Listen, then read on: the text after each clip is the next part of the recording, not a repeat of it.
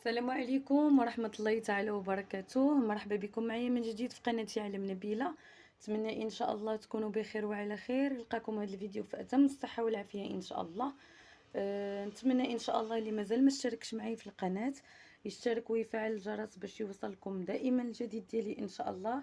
وما تنسونيش من الدعم ولا لايك ديالكم اللي كيحفزونا ان شاء الله، ويتبارطاجا باش ان شاء الله المحتوى ديالنا يوصل لأكبر عدد ممكن من الناس. اليوم إن شاء الله كيف ما كتشوفوا معايا غادي نوجد معكم واحد الوصفة اللي في الصراحة خاصها تكون في كل بيت. وصفة اللي هي معروفة والفوائد ديالها. وصفة التين والزيتون. وكيف ما كنعرفوا الله سبحانه وتعالى في القرآن الكريم أقسم بالتين والزيتون للفوائد ديالهم العديدة والمتعددة اللي ملي كنمزجوهم بجوج كيتكون لنا كيعطيونا فوائد أكثر من أننا كناخدو التين بوحدو أو لا زيت الزيتون لوحده. كناخدو الخليط ديالنا ديال زيت الزيتون والتين كيعطينا واحد الفوائد اللي هي كثيره ومتعدله للصحه ديالتنا. اول حاجه انه كيقوي لنا الجهاز المناعي ديالنا، كيرفع لنا من الفيتامين د. الفيتامين د اللي كنعرفوا دابا بزاف الناس ولا عندهم المشكل ديال نقص فيتامين د اللي هو اللي كيأثر على الامراض المناعيه وعلى الامراض الكثيره. الا قلبنا في الفيتامين د كنلقاو المشكله ديال كاع الامراض هو الفيتامين د. الا طلعناه كي طلع معنا المناعه ديالتنا وكنكتسبوا الصحه ديالتنا. وكيف ما قلت لكم وصفه اللي لازم تكون في كل بيت.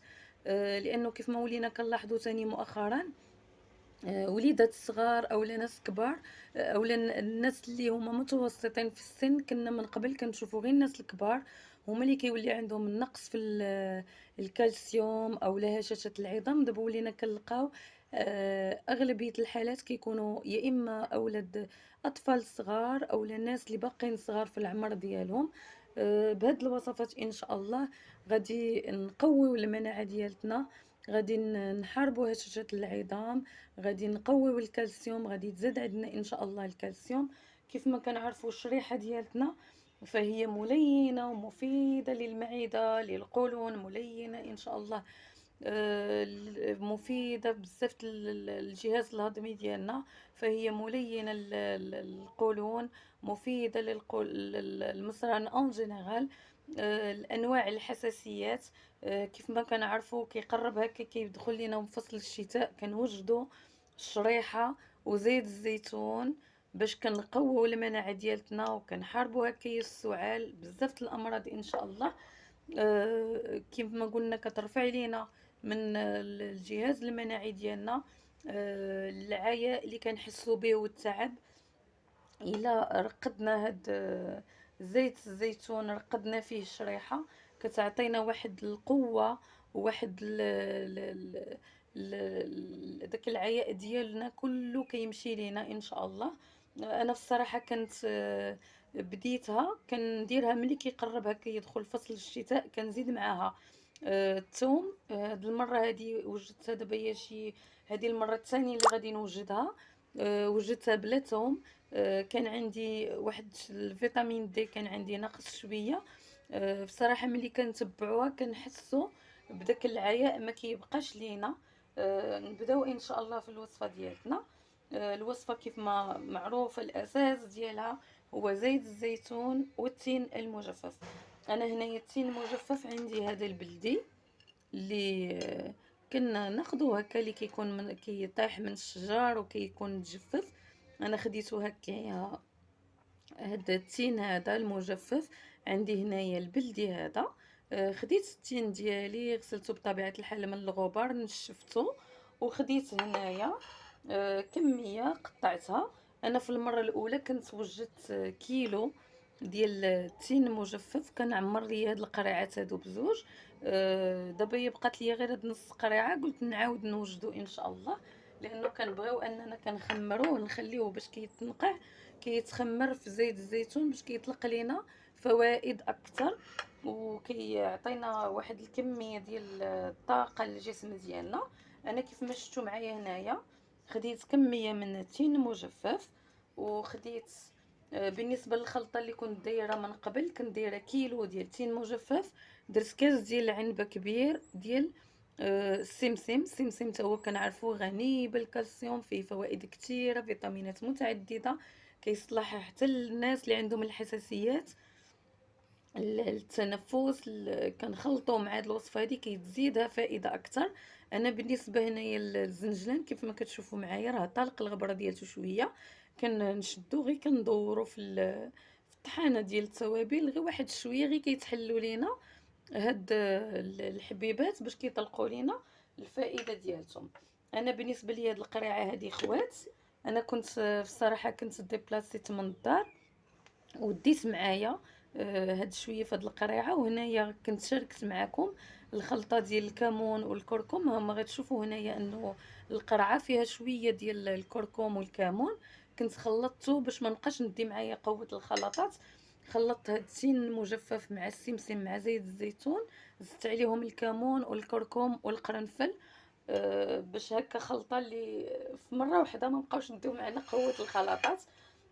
كيف ما كتشوفوا معايا هنايا غناخد التين ديالي كيف ما قلت لكم مغسول منقي وقطعته هكا بالموس قطع صغيره. كناخدو هكا الشريحه ديالتنا كنحلوها من الوسط باش كنتاكدوا انه ما فيها حتى شي حاجه صافي، وكنقطعوها بحال هكايا، كنقطعوها قطع صغيره. انا دابا ان شاء الله غادي ندير غير القياس ديال هاد القرعه هذه اللي صغيره لانه الاخرى باقا ما سالاتش ليا.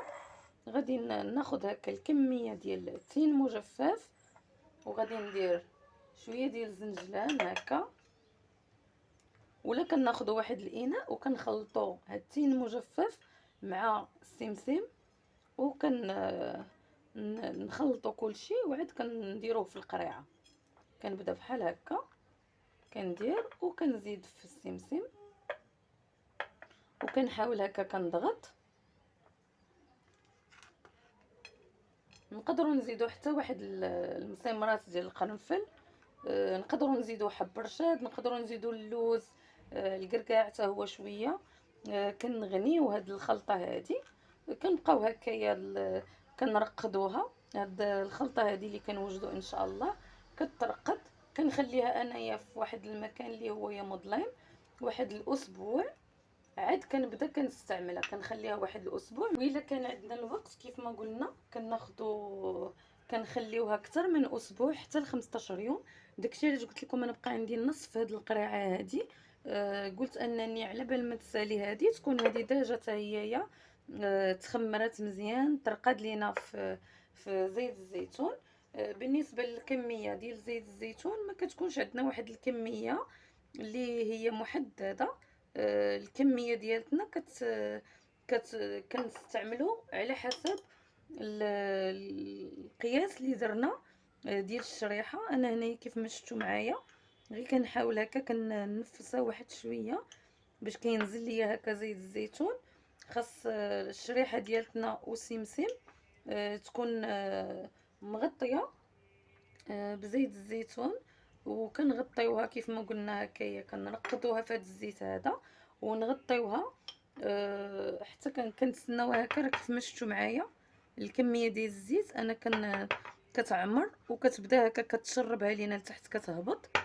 كنتسناوها هكا حتى تثبت لينا مزيان باش تكون مغطيه لينا باش ما كتفسدش معانا صافي. وغادي نسدوا القريعه ديالتنا وكنخليوها كيف ما قلنا على الاقل لمده اسبوع باش يتركزوا الفوائد ديال زيت الزيتون مع السمسم مع التين المجفف ديالنا باش كيعطيونا الفوائد ديالهم كاملين. كيف ما قلت لكم هاد الوصفه هذه لازم تكون عندنا في البيت، خصوصا هكا باش كيبغي يدخل عندنا فصل الشتاء كيبدا فصل الخريف كنوجدوا هاد الوصفات هادو كينفعونا وكيطلعوا لينا خصوصا من الفيتامين د اللي كيعاوننا في الحمايه ديال الجسم ديالنا من الامراض الكثيره. نتمنى ان شاء الله تكونوا استفدتوا من هاد الوصفه هذه ان شاء الله اللي شاركت معكم، كنت شاركت معكم من قبل الوصفة ديال اللي بغاها ديال الشريحة والثومة وزيت الزيتون، حتى هي مهمة للكحة والبرد وهكا الأمراض اللي كتصيبنا الإنفلونزا وهذا في فصل الشتاء. نتمنى إن شاء الله تكونوا استفدتوا من هذا الفيديو هذا.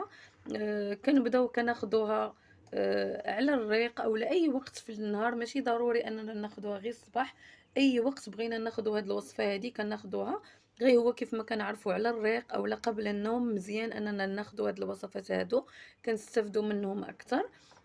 في أي وقت في اليوم نقدروا ناخدوهم، ولكن من الأفضل على الريق أولا قبل النوم. نتمنى إن شاء الله تستافدوا من هاد الوصفة هادي وتعتمدوها في هاد الفصل الخريف وفصل الشتاء إن شاء الله. نتلاقاو في فيديو مقبل، بالصحة والسلامة.